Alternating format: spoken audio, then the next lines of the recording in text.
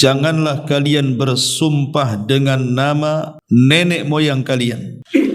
Wa man halafa billahi falyasduq, barang siapa yang bersumpah dengan nama Allah, maka hendaklah dia jujur dengan sumpahnya. Wa man khulifa lahu billahi falyarda, maka barang siapa yang diberikan sumpah atas nama Allah ataupun dengan kata lain dituntut untuk bersumpah dengan menyebut nama Allah, falyarda, maka hendaklah dia harus rela menerima sumpahnya. Wa man lam yarda falaysa minallah, dan barang siapa yang tidak redha dengan menerima sumpah tersebut, maka ia lepaslah dari pandangan Allah Subhanahu wa taala. Hadis ini dikeluarkan oleh Imam Ibnu Majah dengan sanad yang hasan. Bab ini hanya menyebutkan satu dalil. Baik ma'asyiral muslimin yang dimuliakan Allah Subhanahu wa taala, di dalam hadis ini korelasi bab yang disebutkan pengarang menurut Syekh Muhammad Imam Al-Utsaimin rahimahullahu taala, rela ataupun redha atas sumpah, di mana orang yang bersumpah itu menyebut nama Allah Subhanahu wa taala, itu bagian daripada pengagungan kita kepada Allah Subhanahu wa taala. Jadi kalau ada orang yang bersumpah di hadapan kita dan sumpahnya menyebut nama Allah Subhanahu wa taala, maka kita harus rela dan redha dengan sumpahnya.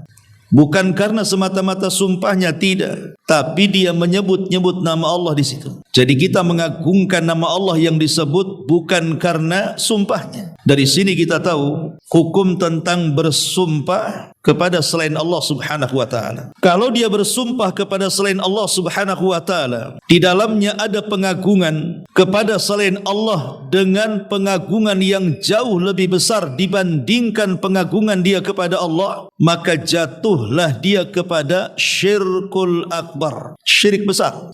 Atau walaupun setara pengagungannya, tetap syirkul akbar. Bagaimana kalau seandainya lebih besar dibandingkan pengagungan dia kepada Allah? Tetapi kalau dalam hatinya Allah masih lebih agung dibandingkan sumpah dia kepada selain Allah, maka itu tidak sampai kepada syirkul akbar, tapi hanya syirkul asghar saja.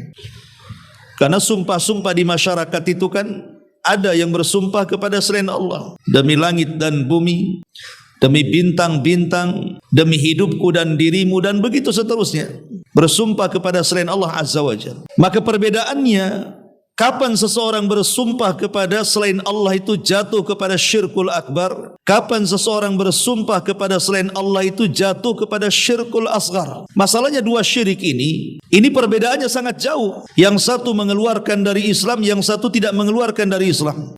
Yang satu mengekalkan pelakunya di neraka, yang satu tidak mengekalkan pelakunya di neraka.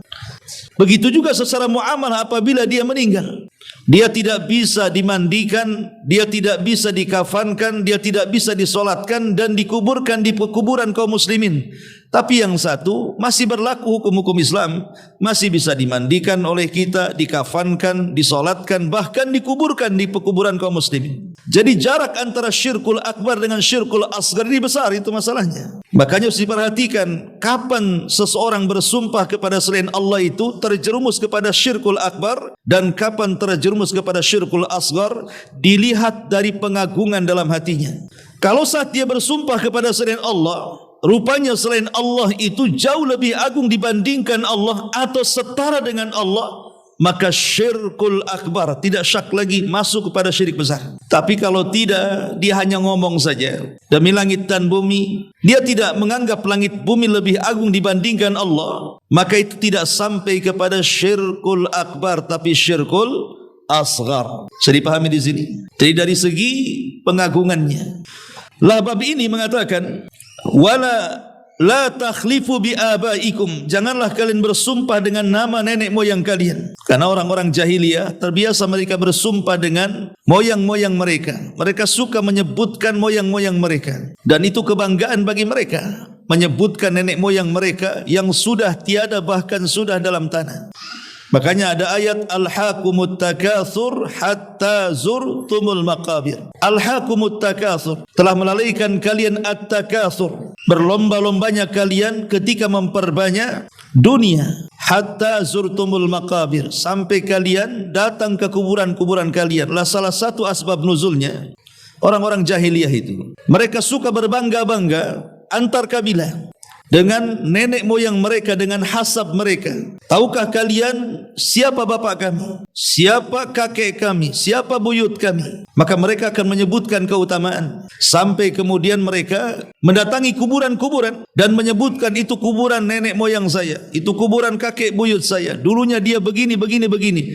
Begitulah orang-orang jahiliyah berbangga dengan hasab, dengan keturunan ke atas, sehingga sampai dalam sumpah-sumpah mereka, mereka menyebut nenek moyang mereka. Makanya Nabi SAW melarang, la takhlifu bi abaikum, jangan bersumpah dengan bapak moyang kalian. Sekarang kalau ada orang yang bersumpah dengan bapak moyang kita, apa hukumnya? Hukumnya tadi sudah saya jelaskan, bisa jatuh kepada syirkul asghar, bisa jatuh kepada syirkul akbar, dilihat dari segi pengagungannya. Kemudian Nabi SAW mengatakan, man halafa billahi falyasduq, barang siapa yang bersumpah dengan menyebut nama Allah, hendaklah dia jujur dengan sumpahnya. Jangan membawa sumpah demi sebuah kedustaan. Karena ada orang yang bersumpah untuk kedustaan. Seperti yang ma'ruf umpamanya para pedagang, mereka berani bersumpah atas nama Allah untuk berdusta kepada pelanggan. Atau orang yang melakukan kriminal, untuk menghindari dia tersangka, dia berani bersumpah kalau dia tidak melakukannya. Jangan sampai membawa-bawa sumpah kepada Allah untuk sebuah kedustaan.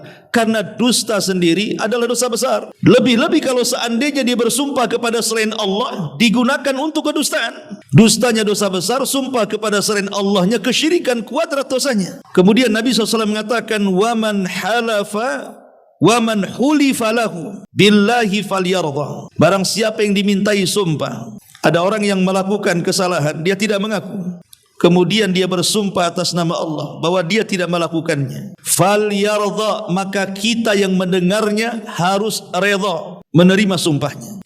Isa alaihi salatu wassalam dalam sebuah asar dijelaskan, dia pernah melihat seseorang yang mencuri di hadapan matanya. Jelas-jelas Isa melihat orang itu mencuri, matanya melihat. Dikejar oleh Nabi Allah Isa alaihi salatu wassalam sampai ketangkap. Ketika ketangkap, maka barang curiannya disembunyikan oleh orang ini. Kemudian Isa memaksa dia, suruh untuk mengaku kalau dia seorang pencuri. Tapi sang pencuri ini tiba-tiba bersumpah atas nama Allah, wallahi la, demi Allah tidak, alladzi la ilaha illa ghairu, yang tidak ada sembahan yang berhak disembah kecuali dia, aku tidak mencuri demi Allah, katanya. Maka Isa melepaskannya. Kemudian Isa alaihi salatu wassalam mengatakan, sesungguhnya aku salah lihat. Aku salah lihat, kata Isa, dan aku percaya dengan sumpahmu.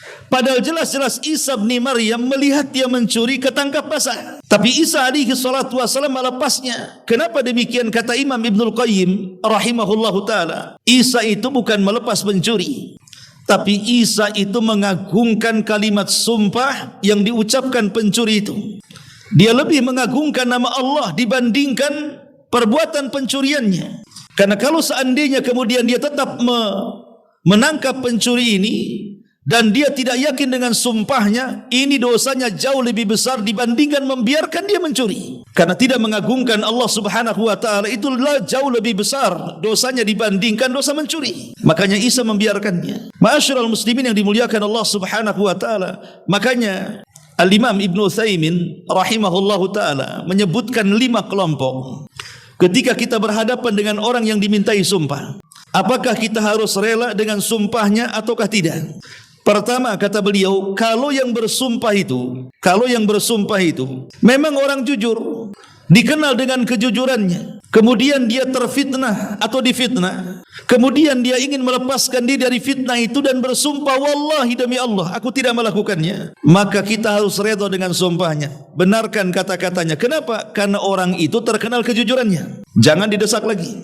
Yang kedua, mungkin tidak kenal, kita tidak kenal siapa dia, kemudian dia terfitnah dan dia membela diri dengan bersumpah. Kalau ghalabatul dhann, artinya perasaan kita ini melihat dia nampaknya orang baik bukan orang jahat. Mungkin ada qarinah-qarinahnya yang mengatakan nampaknya orang kayak dia enggak mungkinlah berdusta, pakai peci, pakai jubah, enggak mungkinlah dia mencuri. Umpamanya, walaupun belum kenal, tapi hati kita cenderung dia bukan orang jahat tuh, maka kita wajib menerima sumpahnya. Jangan didesak lagi. Memang dia tidak melakukan kesalahan. Kemudian yang ketiga, kalau sama-sama nih 50-50 nih, antara apakah dia orang baik atau orang jahat. Kita tidak bisa memutuskannya sama sekali. Kata Syekh Utsaimin, tetap kita harus menerima sumpahnya. Kenapa? Karena mengagungkan Allah Subhanahu wa taala jauh lebih besar dibandingkan kriminalnya.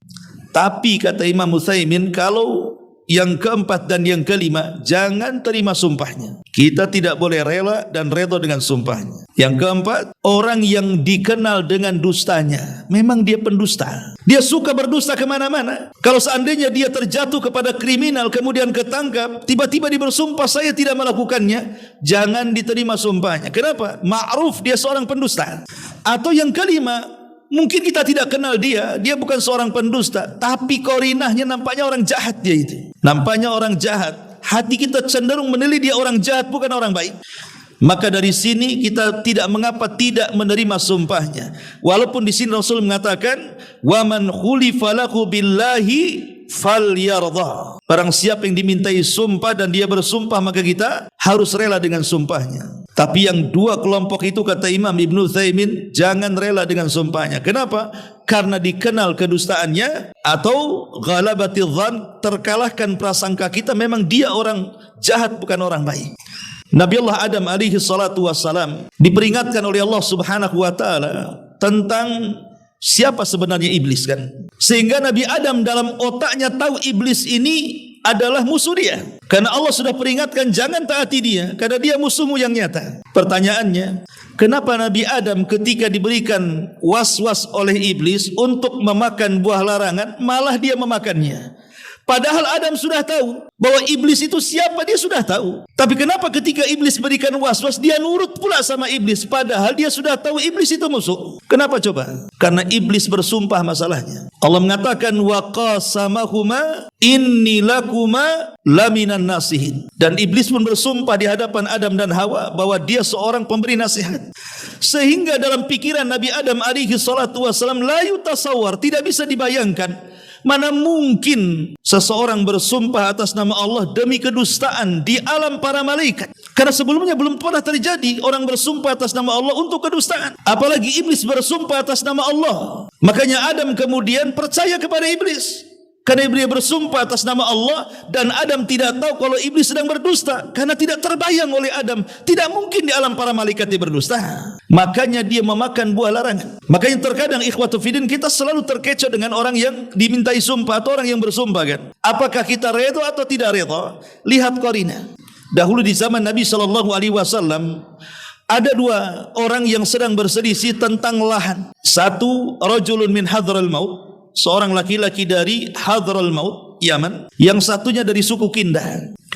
Yang dari Hadral Maut ini datang kepada Nabi dan mengatakan, Rasul, ini orang Kindah ini kurang ajar. Kenapa, kata Rasul? Dia sudah merebut tanahku. Itu tanahku dan tanah nenek moyangku. Kemudian kata Nabi SAW kepada orang yang dari Kindah itu, betul itu bukan tanahmu? Orang dari Kindah ini mengatakan, Rasul, ini tanahku. Buktinya aku yang menanam, aku yang menjaga, aku yang merawat. Kenapa orang ini ngaku-ngaku tanahnya? Maka Nabi SAW mengatakan kepada seorang laki-laki dari Hadral Maut ini, alaka syuhud, kau punya saksi, kau punya bukti kalau itu tanah. Maka kemudian dia mengatakan, aku tidak punya bukti wahai Rasul, tapi itu tanahku, itu tanah warisan bapakku. Ini si Kindah ini nyerobot tanahku. Maka Nabi SAW, karena engkau tidak punya bukti, baik, kemudian Rasul menghadap kepada orang laki-laki dari Kindah, maukah kau bersumpah bahwa itu tanah? Orang dari Hadral Maut mengatakan, Rasul, buat apa kau suruh dia bersumpah? Dia orang jahat, orang fajir. Tapi Nabi SAW mengatakan, harus bagaimana? Kau tidak punya saksi, kau tidak punya bukti. Begitulah caranya. Rasul hanya berhukum dengan zahir kan. Tapi Nabi SAW tidak mengatakan kepada seorang dari Hadral Maut, kau harus redha dengan sumpahnya. Kenapa? Karena orang dari Kindah ini memang orang jahat. Tidak harus rela dengan orang jahat kan. Jadi kalau orang dikenal dengan kedustaannya, kejahatannya, dia bersumpah dengan kriminalnya untuk terbebas, kita tidak perlu ridha pun tidak ada masalah. Tidak menerima sumpahnya pun tidak ada masalah. Tapi kalau dia orang baik kemudian bersumpah atas nama Allah, kemudian kita tidak redha, berdosa kita. Kenapa? Karena kita tidak sedang mengagungkan Allah Subhanahu wa taala. Sampai di sini paham? Ya. Atau saya contohkan. Di zaman Nabi SAW di kota Madinah terjadi pembunuhan, orang Ansar dibunuh. Dan itu disebutkan kisahnya kalau kita membahas kitab fiqh dalam bab Al-Qasamah. Jadi ada orang Ansar dibunuh. Pelakunya tidak tahu siapa yang membunuhnya. Tapi orang Ansar yakin bahwa yang membunuhnya pasti Yahudi. Akhirnya kemudian orang Ansar melaporkan kepada Nabi SAW bahwa ada seorang sahabat dari Ansar terbunuh dan kami yakin yang membunuhnya Yahudi si fulan. Maka Nabi SAW memanggil semuanya. Orang Yahudi mengatakan kami tidak membunuh. Sahabat Ansar mengatakan bahkan kalian pembunuh. Orang Yahudi mengatakan kami tidak membunuh. Kemudian Nabi SAW mengatakan kepada orang Ansar, baik, apakah kau melihat orang Yahudi itu membunuh? Kata orang Ansar, kami tidak melihat wahai Rasul, tapi kami sangat yakin dia membunuh. Tentu sahabat mengatakan seperti itu kan tidak mungkin mengatakan kecuali ada qarinahnya kan begitu. Tak mungkin sahabat ngomong menuduh sembarangan kan. Pasti setelah menyelidiki. Tapi masalahnya bukti kurang. Karena bukti kurang, maka Nabi SAW mengatakan kepada orang Yahudi, maukah di antara kalian 5 orang bersumpah atas nama Allah kalau kalian tidak membunuh? Orang Ansar mengatakan, Rasul, Yahudi ngapain kau suruh bersumpah? Kata Rasul, bagaimana kalian tidak punya bukti? Ya saya suruh bersumpah mereka. Tapi Rasul tidak mengatakan kalian harus redha dengan sumpahnya. Kalimat kalian tidak harus redha dengan sumpahnya tadi. Jadi tidak mesti kalimat wa man khulifa lahu billahi falyardha. Barang siapa yang dimintai sumpah kita harus redha. Tidak, lihat siapa yang bersumpahnya gitu maksudnya. Kalau yang bersumpahnya orang baik ya kita harus redha. Tapi kalau bersumpahnya orang jahat ya kita tidak redha pun tidak ada masalah. Begitu syahidnya. Ma'asyiral muslimin yang dimuliakan Allah Azza wa Jalla. Tapi yang jelas dalam bab ini bahwa dalam bersumpah ini jangan pernah diremehkan. Bersumpahlah pertama dalam perkara penting, jangan perkara yang tidak penting bersumpah. Bersumpahlah dalam perkara yang penting saja.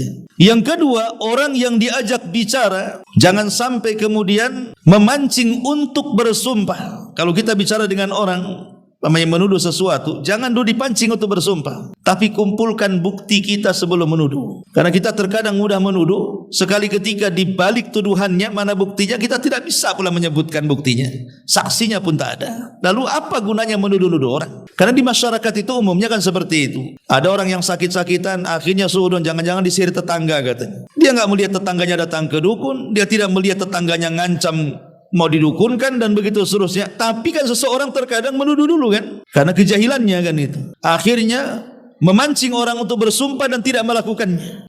Ma'asyiral muslimin yang dimuliakan Allah Subhanahu wa taala. Intinya jangan sembarang bersumpah kecuali yang penting-penting dan jangan menyulut orang untuk bersumpah pada hal-hal yang dia tidak melakukannya. Dan apabila telah bersumpah, maka dia wajib untuk menepati sumpahnya. Dan kalau ada orang yang bersumpah di hadapannya, maka kita wajib redha dengan sumpahnya. Ini yang tercantum dalam bab ini. Baik, karena masih ada waktu, kita masuk kepada bab ke-44. Bab ucapan Masya Allah atas kehendak Allah Subhanahu wa ta'ala, wa sya'a fulan, dan atas kehendak fulan. Qutaibah rahimahullahu ta'ala berkata, anna yahudiyan atan nabiyya sallallahu alaihi wasallam faqal innakum tusyrikuna taquluna ma syaa Allah wa syi'ta wa taquluna wal ka'bati fa amarahumun nabiyyu sallallahu alaihi wasallam idza aradu an yahlifu aw yaqulu wa rabbal ka'bati wa an yaqulu ma syaa Allah thumma syi'ta. Qala Ibnu Abbas radhiyallahu anhuma anna rajulan qala lin nabi sallallahu alaihi wasallam ma syaa Allah wa syi'ta faqala aja'altani lillahi niddan ma syaa Allah wahdahu. Qutaibah berkata, ada seorang Yahudi datang kepada Nabi sallallahu alaihi wasallam tiba-tiba berkata, sesungguhnya kamu wahai Muhammad dan juga sahabat-sahabatmu telah melakukan banyak kesyirikan. Lihat orang Yahudi, mereka agamanya di atas kesyirikan, menuduh orang pula berbuat syirik. Yahudi melakukan banyak kesyirikan, mengatakan Uzair itu putra Allah, dan mereka sangat erat dengan ilmu dunia, sihir dan perdukunan. Tapi datang kepada Rasul mengatakan, kalian ini banyak melakukan kesyirikan, tidak lain dan bukan hanya untuk ngompor-ngompori saja, buat masalah saja, mau begaduh saja. Kemudian kalian, kata orang Yahudi, banyak melakukan kesyirikan karena kalian mengucapkan atas kehendak Allah dan kehendak kamu, wahai Muhammad, atau mengucapkan demi Ka'bah. Maka Nabi SAW merintahkan para sahabat apabila hendak bersumpah supaya mengucapkan demi Rabb pemilik Ka'bah. Jangan demi Ka'bah saja, katakan demi Rabb pemilik Ka'bah. Atau saat mengucapkan atas kehendak Allah, maka katakanlah atas kehendak Allah kemudian atas kehendak kamu. Jangan katakan atas kehendak Allah dan kehendak kamu. Ibnu Abbas radhiyallahu anhu mengatakan bahwa ada seorang laki-laki berkata kepada Rasul, atas kehendak Allah dan kehendak kamu. Maka Nabi SAW mengatakan, apakah kamu telah menjadikan diriku sesembahan atau sekutu bagi Allah? Hanya atas kehendak Allah saja. Dari sini kita tahu tentang kalimat ini ada 3 pembahasan. Pertama, mengucapkan Masya Allah wahda, atas kehendak Allah saja. Yang kedua, kalimat Masya Allahu thumma syi'ta, atas kehendak Allah kemudian kehendak kamu. Kemudian yang ketiga, Masya Allahu wa syi'ta, atas kehendak Allah dan kehendak kamu. Di masyarakat ikhwan, kalimat seperti ini sering terjadi. Bahkan kalau boleh dikata, bukan sering terjadi, memang itu menjadi bahan lisan yang diucapkan orang-orang awam. Kalau bukan karena kamu, ya mungkin bahasanya kalau bukan karena Allah dan kamu. Kalau bukan karena saya, kalau bukan saya ngasih modal, kalau bukan begini-begini, itu bahasa yang biasa dilakukan di masyarakat. Tapi di sini ingat bahwa kata-kata itu, walaupun satu kalimat, kalau mengandung murka Allah, cukup memasukkan kita ke dalam jahannam. Innal abda la yatakallamu bil kalimati la yulqi laha balan yahwi sahibuha fi nari jahannam. Terkadang ada seorang hamba mengucapkan satu kalimat, dia tidak sadar kalimat itu membuat Allah murka, maka Allah akan lempar dia ke dalam jahannam. Kalau satu kalimat saja bisa melempar ke dalam jahannam, macam mana pula berkalimat-kalimat? Maka hati-hati dalam mengeluarkan kalimat. Yang pertama, Masya Allah wahdah. Ini semua atas kehendak Allah, titik sampai di sini. Maka ini kalimat muwahhid al-khalis, sunnah hukumnya. Ini kalimat orang-orang yang memiliki tauhid. Kalau seandainya dia sedang nyetir tiba-tiba jatuh, atas kehendak Allah saya jatuh. Sudah sampai di sini. Kalau seandainya kemudian orang ini kita kasih modal berhasil, kemudian dia memuji kita, kita katakan keberhasilanmu itu atas kehendak Allah. Titik sampai di sini. Jangan katakan atas kehendak Allah, saya juga yang ngasih modal. Cukup, ini kalimat tauhid dan ini hukumnya sunnah. Kalimat yang kedua, Masya Allahu thumma syi'ta, atas kehendak Allah dan kemudian dirimu. Ini jaiz, boleh. Tidak dapat pahala, tapi boleh mubah perkataan seperti ini, karena dia tidak menyamakan Allah. Dia tetap memprioritaskan Allah dulu kemudian makhluknya. Ya kalau bukan karena Allah kemudian kamu, boleh, tidak ada masalah, tapi tidak berpahala karena tidak sunnah hukumnya. Karena kalimat tauhid itu hanya satu, Masya Allah wahdah, titik. Kemudian yang ketiga, Masya Allah wa syi'ta, atas kehendak Allah dan kamu. Ini syirik. Dan syirik ini terbagi menjadi 2. Kalimat Masya Allah wahdak, Masya Allah wa syi'ta, atas kehendak Allah dan kamu, ini bisa jatuh kepada syirkul akbar, bisa jatuh kepada syirkul asghar. Kapan jatuh kepada syirkul akbar? Kapan jatuh kepada syirkul asghar? Ketika dia mengatakan atas kehendak Allah dan kamu, kalimat kamu ini maksudnya menyamakan dengan Allah Subhanahu wa taala, syirkul akbar. Kalau seandainya niatnya menyamakan kehendak Allah dengan kehendak makhluk, maka ini jatuh kepada syirkul akbar. Tapi kalau dia tidak menyamakan, tetap Allah, semua kehendak Allah Subhanahu wa taala. Tapi mungkin salah ucap dia mengatakan seperti itu. Dia tidak mengatakan atas kehendak kamu, semua atas kehendak Allah, tapi dia bahasanya, bukan isinya, bahasa dia itu hanya dalam bentuk lafaz saja, menggunakan dan bukan kemudian, dan dia tidak ada niat menyamakan Allah dengan makhluknya, maka tidak sampai kepada syirkul akbar, hanya syirik kecil saja, syirkul asghar saja. Tapi umumnya memang kalimat seperti ini syirkul asghar umumnya. Kalau di masyarakat mengatakan atas kehendak Allah dan kamu, umumnya masyarakat ngomong gini, tidak mungkin menyamakan makhluk dengan Allah, tidak. Tapi seandainya seseorang menyamakan dalam hatinya antara Allah dengan makhluk, dengan mengatakan kalimat seperti itu, maka tidak syak lagi dia terjerumus kepada syirkul akbar. Ma'asyiral muslimin yang dimuliakan Allah Subhanahu wa taala. Kemudian kata pengarang di sini, diriwayatkan oleh Ibnu Majah dari Tufail, saudara seibu Aisyah radhiyallahu anha, Abu Bakar Siddiq itu memiliki 4 istri. Abu Bakar Siddiq memiliki 4 istri dan masing-masing punya anak. Lah yang terakhir Abu Bakar Siddiq radhiyallahu anhu menikah dengan seorang wanita namanya Ummu Ruman. Ummu Ruman ini ibunda daripada Aisyah. Jadi setelah Abu Bakar menikah dengan Ummu Ruman, kemudian punya anak putri namanya Aisyah. Tetapi Ummu Ruman sebelum menikah dengan Abu Bakar, dia sudah memiliki suami sebelumnya dan mempunyai anak dari suami lamanya sebelum dia menjanda. Lah anak pertama dari suami yang lama bukan dari Abu Bakar, itulah namanya Tufail. Makanya antara Tufail dengan Aisyah radhiyallahu anha itu saudara seibu. Sama-sama dari ibu yang sama, berbeda bapa. Jadi Tufail ini saudara Aisyah seibu radhiyallahu an berkata, aku bermimpi, kata beliau.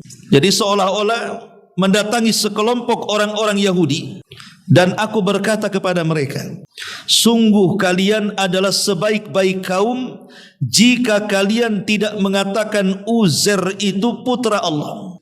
Mereka menjawab, maksudnya orang-orang Yahudi, sungguh kalian juga sebaik-baik kaum jika kalian tidak mengatakan atas kehendak Allah dan kehendak Muhammad. Kemudian kata Tufail dalam mimpinya, aku melewati sekelompok orang-orang Nasrani dan aku pun berkata kepada mereka, sungguh kalian sebaik-baik umat jika kalian tidak mengatakan Al-Masih Isa bin Maryam itu putra Allah. Maka orang Nasrani membalas dan mengatakan, kalian juga sungguh sebaik-baik umat jika kalian tidak mengatakan atas kehendak Allah dan kehendak Muhammad. Maka keesokan harinya Tufail bangun, mimpinya aneh, ya, tapi tidak menceritakan kepada Nabi. Si Tufail ini justru dia mengatakan, keesokan harinya aku memberitahukan mimpi tersebut kepada kawan-kawanku. Setelah itu aku mendatangi Nabi SAW dan aku beritahu hal itu kepada beliau. Jadi harusnya Tufail kan bercerita kepada Nabi, malah bercerita kepada yang lain dulu. Akhirnya tersebar beritanya, oh Tufail bermimpi begini. Kemudian Rasul bersabda, apakah engkau telah memberitahukan kepada seseorang? Aku menjawab, ya wahai Rasul, dan sudah menyebar berita mimpiku ini. Karena ini sudah menjadi halayak publik, orang sudah tahu semua, tentu Rasul harus memberikan jawabannya. Makanya Nabi SAW naik ke atas mimbar, mengumpulkan para sahabat, kemudian berceramah dan mengatakan, amma ba'du fa inna Tufailan ra'a ru'yan ukhbaru biha man akhbara minkum wa innakum qultum kalimatan kana yamna'uni kadha wa kadha an anhaakum anha fala taqulu ma syaa Allah wa syaa Muhammad walakin qulu ma syaa Allah wahda. Kata Nabi SAW, amma ba'du, adapun setelah itu, sesungguhnya Tufail telah bermimpi tentang sesuatu dan telah diberitahukan kepada sebagian orang di antara kalian. Artinya berita ini sudah menyebar di antara kalian. Dan sesungguhnya kalian telah mengucapkan sesuatu ucapan yang ketika itu saya tidak sempat melarang kalian, karena aku disibukkan dengan urusan ini dan itu. Kata Nabi SAW, sekarang janganlah kalian mengatakan atas kehendak Allah dan kehendak Muhammad, tapi katakanlah atas kehendak Allah saja. Lihat riwayat ini. Ma'asyiral muslimin yang dimuliakan Allah Subhanahu wa taala. Jadi ketika Tufail bermimpi dan mimpinya cukup aneh, Tufail ini bicara dengan dua agama. Pertama Yahudi dan yang kedua Nasrani. Kata Tufail kepada orang Yahudi, sebenarnya agama kalian itu bagus. Masalahnya yang jelek cuma satu, kalian menganggap Uzair itu putra Allah. Yahudi pula bantah, kami juga menganggap agama engkau itu bagus, agama Islam. Masalahnya kalian mengucapkan atas kehendak Allah dan Muhammad. Di sini tak bagusnya, katanya. Kemudian si Tufail dalam mimpinya berjumpa dengan orang Nasrani. Sesungguhnya agama kalian itu mantap. Masalahnya kalian mengucapkan Isa itu putra Allah. Coba kalau tidak mengucapkan kalimat itu. Maka Nasrani mengatakan, aku juga sama menganggap agama kalian Islam itu juga luar biasa. Masalahnya, kenapa kalian mengatakan atas kehendak Allah dan Muhammad? Kan ini mimpinya aneh. Makanya kepikiran oleh Tufail mimpinya ini. Sampai akhirnya dia menceritakan ke kawan-kawannya mimpinya ini. Gimana ya? Kok saya bisa mengatakan seperti itu dalam mimpiku? Maka hebohlah mimpi Tufail ini. Sampai akhirnya ke telinga Rasul. Dan baru Tufail memberitahu kepada Nabi SAW setelah berita ini dikonsumsi publik. Tentu Rasul tidak mungkin membiarkan berita ini mengalir begitu saja, karena ini akan jadi fitnah. Makanya Nabi SAW langsung mengumpulkan para sahabat dan mengatakan, karena ketika itu belum ada wahyu dari Allah Subhanahu wa taala untuk menjawabnya, maka Rasul harus menjawab dengan hati-hati. Karena untuk meredam fitnah kan, berita yang menyebar di tengah-tengah masyarakat, dan mengatakan, saya minta maaf, kata Rasul, Aku mendengar Tufail bermimpi begini dan begitu. Ada beberapa kalimat dalam Islam saya tidak sempat melarangnya karena saya sibuk urusan ini dan itu. Tapi hari ini jangan lagi kalian katakan atas kehendak Allah dan kehendak Muhammad, katakan atas kehendak Allah saja. Ini namanya syaddu dari'ah namanya. Rasul ingin mencegah adanya kesyirikan. Maka kesimpulan dari hadis ini, riwayat Tufail ini, saudari atau saudara seibu Aisyah radhiyallahu anha menjelaskan kepada kita, maka jangan sekali-kali kita menasabkan masyiah kehendak kepada selain Allah subhanahu wa ta'ala. Tapi nisbatkanlah kehendak itu semua terjadi karena Allah. Ya, karena memang terjadi karena Allah. Antum mendapatkan nikmat itu datang dari siapa? Dari Allah. Fama bikum min nikmatin faminallah. Tidak ada satupun nikmat kecuali semua datang dari Allah. Ketika seseorang mendapatkan musibah juga bagian daripada cobaan yang Allah berikan kepada kita. Apakah kita sabar atau tidak dengan cobaan yang Allah berikan kepada kita ini? Dengan mengatakan semua datang atas kehendak Allah. Karena di masyarakat nih lisan-lisan kadang-kadang sulit dijaga. Mungkin karena kurangnya belajar tauhid sehingga tidak paham ada kalimat-kalimat itu yang justru menghilangkan kesempurnaan tauhid. Seperti yang sering dikatakan di masyarakat, kalau bukan saya yang bantu kamu, tentu kamu tidak seperti ini. Kalau bukan saya yang memodalimu, tentu kamu tidak jadi orang. Kalau bukan karena saya jalan ke sana, coba tadi saya tidak jalan ke sana, tentu saya tidak akan jatuh. Kalau bukan karena ada tetangga lewat semalam, habislah kemudian rumah saya karena kecurian. Kalau bukan karena kepiawaian kamu menyetir mobil, mungkin mobil kita sudah tertabrak lori.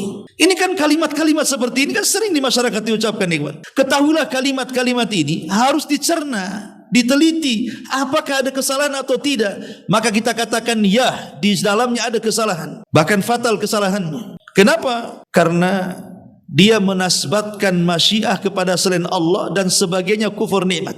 Harusnya bahasa yang harus diucapkan semua atas kehendak Allah. Kalau bukan karena Allah, ini jangan sampai kalimat ini dilupakan. Kalau bukan karena Allah, kemudian aku, kemudian kamu, kemudian tetangga. Kalau bukan karena Allah, semua takdir dari Allah, saya harus celaka di jalan ini dan itu. Kul masya Allah, katakan atas kehendak Allah subhanahu wa ta'ala.